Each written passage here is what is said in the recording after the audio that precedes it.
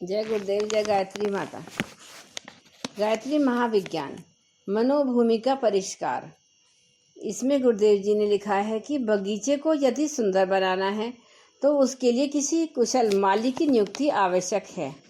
जब आवश्यकता हो तब सींचना, जब अधिक पानी भर गया हो तो उसे बाहर निकाल देना, समय पर गोड़ना, निराई करना, अनावश्यक टहनियों को छांटना, खाद देना, पशुओं को चरने न देने की रखवाली करना आदि बातों के संबंध में माली सदा सजग रहता है।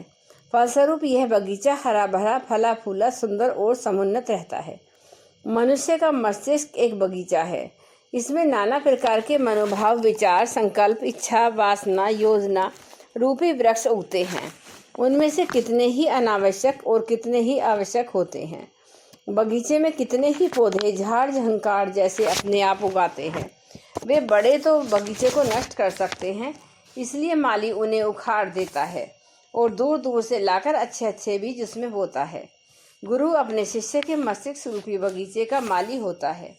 वह अपने क्षेत्र में से जंगली झाड़ झंकार जैसे अनावश्यक संकल्पों, संस्कारों, आकर्षण और प्रभावों को उखाड़ता रहता है और अपनी बुद्धिमत्ता, दूरदर्शिता एवं चतुरता के साथ ऐसे संस्कार भी जमाता रहता है जो उस मस्तिष्क रूपी बगीचे को बहुमूल्य बनाए। कोई व्यक्ति यह सोचे कि मैं स्वयं ही अपना आत्मनिर्माण करूंगा, अपने आप अपने को सुसंस्कृत बनाऊंगा, मुझे किसी गुरु की आवश्यकता नहीं, तो ऐसा किया जा सकता है। आत्मा में अनंत शक्ति है, अपना कल्याण करने की शक्ति उसमें मौजूद है, परंतु ऐसे प्रयत्नों में कोई मनस्वी व्यक्ति ही सफल होते हैं। सर्वसाधारण के लिए यह बात बहुत कष्ट साध्य है, क्योंकि बहुदम अपने दोष अपने को नहीं देखते। जैसे अपनी आंखें अपने आप को स्वयं दिखाई नहीं देती, किसी दूसरे मनुष्य या दर्पण की सहायता से ही अपनी आंखों को देखा जा सकता है। जब कोई वैद्य डॉक्टर बीमार होते हैं तो स्वयं अपना इलाज आप नहीं करते, क्योंकि अपनी नाड़ी स्वयं देखना, अपना निदान आप कर लेना साधारणतः बहुत कठिन होता है। इसलिए वे किसी प्रकार किसी दूसरे वैद्य या डॉक्टर से अपनी चिकित्सा कराते हैं। कोई सुयोग्य व्यक्ति भी आत्मनिरीक्षण में सफल नहीं होते। हम दूसरों की जैसी इच्छा अच्छी आलोचना कर सकते हैं, दूसरों को जैसी नेक सलाह दे सकते हैं, वैसी अपने लिए नहीं कर पाते। कारण यह है कि अपने संबंध में आप निर्णय करना कठिन होता है। कोई अपराधी ऐसा नहीं जिसे यदि मजिस्ट्रेट बना दिया जाए तो अपने अपराध के संबंध में उचित फैसला लिखे। निष्पक्ष फैसला करना हो तो किसी दूसरे जज को का ही आश्रय लेना पड़ेगा। आत्मनिर्माण का कार्य भी ऐसा ही है, जिसके लिए दूसरे सुयोग्य सहायक की गुरु की आवश्यकता होती है। समुचित बौद्धिक विकास की सुव्यवस्था के लिए गुरु की नियुक्ति को भारतीय धर्म में आवश्यक माना गया है। इससे मनुष्य की विचारधारा, स्वभाव, संस्कार, गुण, प्रकृति, आदतें, इच्छाएं, महत्वाकांक्षाएं, कार्य पद्धति आदि का प्रभाव उत्तम दिशा में हो सके, जिससे मनुष्य अपने आप में संतुष्ट, प्रसन्न, पवित्र और परिश्रम रहे एवं दूसरों को अपनी उदारता तथा सद्व्यवहार से सुख पहुँचाए। इस प्रकार के सुसंस्कारित मनुष्य जिस देश में अधिक होंगे, वहाँ निश्चय पूर्वक सुख शांति की सुव्यवस्था की, पारस्परिक सहयोग की, प्रेम की साथ ही सहयोग की बहुलता रहेगी। हमारा पूर्व इतिहास साक्षी है कि सुसंस्कारित मस्तिष्क के भारतीय महापुरुषों ने कैसे महान कार्य किए थे और इस भूमि पर किस प्रकार स्वर्ग को अवतरित कर दिया था। हमारे पूर्वकालीन महान गौरव की नींव में ऋषियों की दूरदर्शिता छिपी हुई है, जिसके अनुसार प्रत्येक भारतीय को अपना मानसिक परिष्कार कराने के लिए किसी उच्च चरित्र, आदर्शवादी, सूक्ष्मदर्शी विद्वान के नियंत्रण में रहना आवश्यक होता था। जो व्यक्ति मानसिक परिष्कार करने की आवश्यकता से जी चुराते थे, उन्हें निगुरा की गाली दी जाती थी। निगुरा शब्द का अपमान करीब करीब बिना बाप का या वर्ण संकर कहे जाने के बराबर समझा जाता था।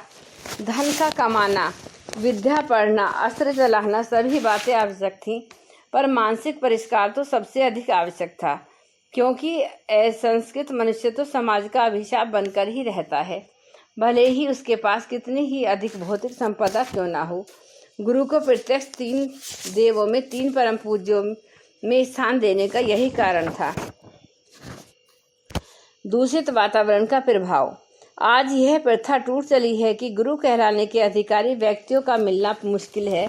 जिनमें गुरु बनने की योग्यता है वे अपने व्यक्तिगत, आत्मिक या भौतिक लाभों के संपादन में लगे हुए हैं। लोक सेवा, राष्ट्र निर्माण की रचनात्मक प्रवृत्ति की ओर, सुसंस्कृत बनाने का उत्तरदायित्व सिर पर लेने की ओर उनका ध्यान नहीं है। वे उसमें स्वल्प लाभ, अधिक झंझट और भारी बोझ अनुभव करते हैं। इसकी अपेक्षा वे दूसरे सरल तरीकों से अधिक धन या यश कमा लेने के अनेक मार्ग सब सामने देखते हैं तो गुरु का गहन उत्तरदायित्व ओढ़ने से कन्नी काट जाते हैं। दूसरी ओर ऐसे योग्य व्यक्ति जिनका चरित्र, ज्ञान, अनुभव, विवेक आदि कुछ भी नहीं है, जिनमें दूसरों का सुसंस्कृत करने की क्षमता होना तो दूर, जो अपने को सुसंस्कृत नहीं बना सके, ऐसे लोग पैर पुजाने और दक्षिणा लेने के लोभ में कान फूंकने लगे। खुशामद, दीनता और भिक्षावृत्ति का आश्रय लेकर शिष्य तलाश करने में लगे तो गुरुत्व की प्रतिष्ठा नष्ट हो गई। जिस काम को कुपात्र लोग हाथों में ले लेते हैं वह अच्छा काम भी बदनाम हो जाता है, और जिस साधारण काम को यदि भले व्यक्ति करने लगे तो वह अच्छा हो जाता है। दीन दुखियों के हाथ में रहने से चरखा दुर्भाग्य का चिन्ह समझा जाता था, पर गांधी जी जैसे महापुरुष के हाथ का वही चरखा दीन दुखियों के हाथ में पहुंचकर यज्ञ बन जाता है। ऋषियों के हाथ में जब तक गुरुत्व था तब तक उस पद की प्रतिष्ठा रही, पर आज जब कि कुपात्र, भिखारी और क्षुद्र लोग गुरु बनने का दुस्साहस करने लगे तो वह महान पद ही बदनाम हो गया। आज गुरु या गुरु घंटाल शब्द किसी पुराने पापी या धूर्त राज के लिए प्रयुक्त किया जाता है। लोगों ने देखा कि एक आदमी दक्षिणा भी लेता है, पैर भी पुजवाता है, पर वह किसी प्रकार का कोई लाभ नहीं पहुंचाता, तो उनने भी इस व्यर्थ के झंझट को तोड़ देना उचित समझा। गुरु शिष्य की परंपरा शिथिल होने लगी और धीरे धीरे उसका लोप होने लगा। निष्प्रयोजन, निष्प्राण, निरुपयोगी होने पर भी जो परंपराएं खर्चीली हैं वे देर तक जीवित नहीं रह सकती। जब अब बहुत कम मनुष्य रह गए हैं जो गुरु की नियुक्ति आवश्यक समझते हों या निगुरा कहलाने में अपना अपमान समझते हों। आज के दूषित वातावरण ने सभी दिशाओं में गड़बड़ी पैदा कर दी है। ये असली सोना कम है पर नकली सोना बेहिसाब तैयार हो रहा है। असली घी मिलना मुश्किल है पर वेजिटेबल घी से दुकानें पटी पड़ी हैं। असली मोती, असली जवाहरात कम है पर नकली मोती और इमिटेशन रत्न ढेरों बिकते हैं। इतना होते हुए भी असली चीज़ों का महत्व कम नहीं हुआ है। लोग घासलेट घी को खूब खरीदते बेचते हैं, पर इससे असली घी की उपयोगिता घट नहीं जाती। असंख्यों गड़बड़ियां होते रहने पर भी असली घी के गुण वही रहेंगे, उसके लाभों में कोई कमी न होगी। असली सोना, असली रत्न आदि भी इसलिए निरुपयोगी नहीं हो जाते कि नकली चीज़ों ने उस क्षेत्र को बदनाम कर दिया है।